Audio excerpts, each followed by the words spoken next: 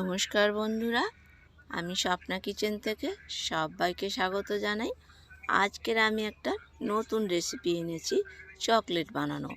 আর এই চকলেটটা এইভাবে বানালে বাচ্চা থেকে বড়রা সবাই খেতে পারবে।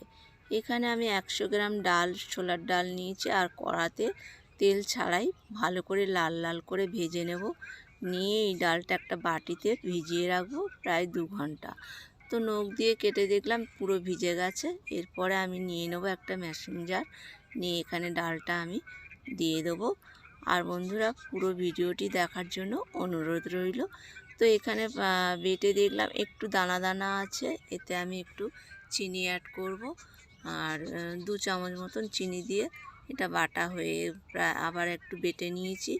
আর এদিকে একটা কড়াইতে আমি দুধ বসিয়ে দিয়েছি, দিয়ে 2টো এলাচ দিয়ে দিয়েছি। দুধটা একটু প্রায় ঘন হয়ে গেছে, এর মধ্যে আমি ডালটাও ঢেলে দেবো। দিয়ে আঁচ কমিয়েই এটা বারবার নাড়তে হবে, একদম কমান্ত আঁচে হবে। আর আমি ডালটা যখন বেটেছিলাম, 2টো এলাচ ডালের সঙ্গেই বেটে নিয়েছিলাম। আর দুধের মধ্যেও আমি 2 চামচ চিনি দিয়েছি। তো 4 চামচ চিনি টোটাল আমার দিতে লেগেছে।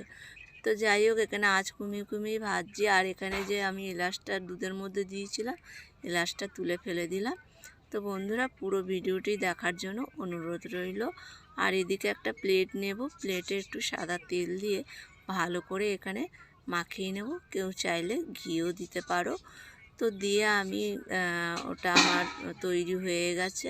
এবার আমি এখানে পুরো সমান করে দেব। আর এদিকে একটা বাটিতে আমি চকলেটটা রেডি করেই রেখেছিলাম।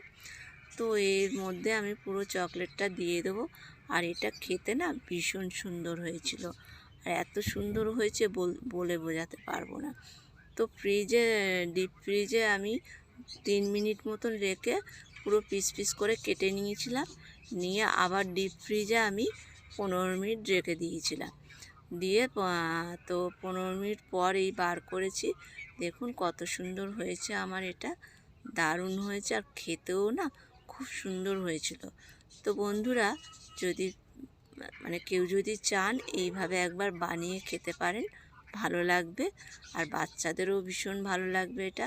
আর ভিডিওটি যদি ভালো লাগে, লাইক কমেন্ট শেয়ার করবেন, পাশে থাকবেন।